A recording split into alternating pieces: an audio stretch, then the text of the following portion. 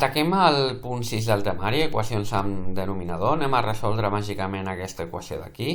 Si us en recordeu, el primer pas per resoldre aquest tipus d'equacions és buscar una expressió equivalent a aquesta que tingui el mateix denominador, que tingui denominador comú. I per treure denominador comú, el més fàcil és trobar el mínim comú múltiple. El mínim comú múltiple de 4, 8, 1 i 2. En aquest cas, si agafem el gran, que és 8, i dividim entre 4, és divisible. Si el dividim entre 1 és divisible. Si el dividim entre 2 és divisible. Per tant, no caldria fer descomposició factorial. 8 seria el mínim comú múltiple. Si no, recordeu, per calcular el mínim comú múltiple haureu de descomposar i fer comuns i no comuns a major exponent. Molt bé, ja tenim denominador comú 8, hem amplificat els denominadors, anem a amplificar de la mateixa manera els numeradors. Si us en recordeu, per anar ràpid el que fèiem és 8 dividit entre 4, 2, i el 2 multiplica el nostre numerador. Aquí ho tenim. 8 dividit entre 8, 1, i l'1 multiplica el nostre numerador. Aquí ho tenim. 8 dividit entre 1, perquè aquí no hi ha denominador, serien 8, per tant amplifico això 8 vegades. 8 per 2, que donaria 16x. 8 dividit entre 2, 4, i per tant aquí pujaria un 4 multiplicant, 4 per 3 per tot això d'aquí. I 4 per 3 són 12, per tant ens quedaria 12 vegades això d'aquí. Aneu en compte, si aneu ràpid, recordeu 8 dividit entre 2, 4, i només multipliquem el número de fora. 4 per 3 donaria 12. Ella s'encarregarà de multiplicar després els altres dos. Molt bé, fet això, què és el que fem ara? A la resolució màgica, si us en recordeu, el que fèiem era tatxar els denominadors i quedar-nos només amb la part de dalt. Aneu en compte sempre que hi hagi un signe menys al davant d'una fracció, perquè un signe menys al davant d'una fracció afecta a tot el numerador, afecta el primer i afecta el segon, de manera que l'expressió ens quedaria de la següent manera. Aquí no hi ha cap perill, 2 vegades 2x menys 3, i atenció aquí, ens queda menys x, i menys ens quedaria més 1. Aquest és el punt on us equivoqueu habitualment, quan hi ha un signe menys al davant d'una fracció. Recordeu que afecta a tot el numerador. Molt bé, continuem eliminant denominadors, ens quedaria 16x, i aquí 12 vegades menys 2x més 5. I ara ja tenim una equació de primer grau en parèntesis, apliquem la distributiva. En aquest cas 2 per 2x, que donaria 4x, 2 per menys 3, que donaria menys 6, 12 per menys 2x, que donaria menys 24x, i 12 per 5, que donaria 60.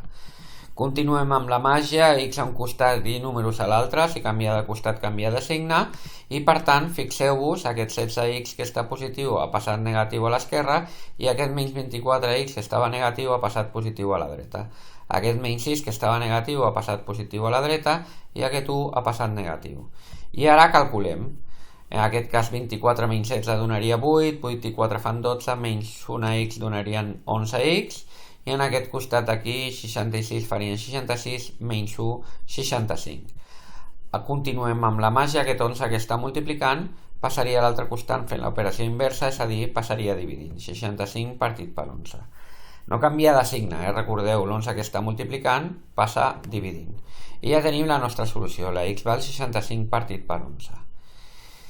Molt bé, per la gent que vulgui continuar amb la resolució real, aquí teniu la resolució real d'una equació de primer grau amb denominador.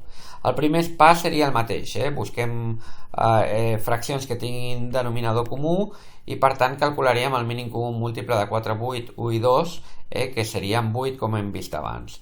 I de la mateixa manera que abans, si amplifiquem el denominador, hem d'amplificar el denominador. En aquest cas hem amplificat el denominador multiplicant per 2, 4 per 2 serien 8, per tant multipliquem el nostre numerador també per 2, dues vegades 2x menys 3. Seria el mateix que abans, 8 dividit entre 8 donaria 1, per tant hem d'amplificar una vegada aquest numerador d'aquí, quedaria igual.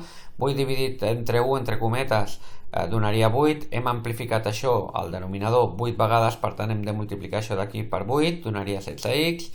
8 dividit entre 2, 4, recordeu, només multipliquem el primer, perquè això seria 4 per 3 per això d'aquí, i 4 per 3 farien 12. El següent pas, el que fem és multiplicar per 8 els dos costats de la igualtat per mirar d'eliminar aquest denominador d'aquí. És el que fem, multipliquem per 8 els dos costats de la igualtat, de manera que podem quedar-nos només amb la part del damunt, amb els numeradors de la nostra equació.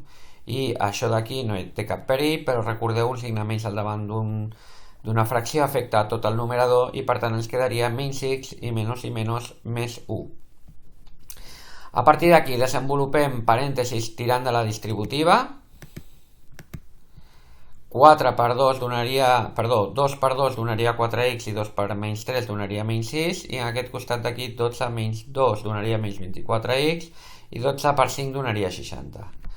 Reduïm termes semblants, en aquest cas 4x menys x donaria 3x i menys 6 més 1 donaria menys 5 i a la dreta de la igualtat 16 menys 24 donaria menys 8x i més 60.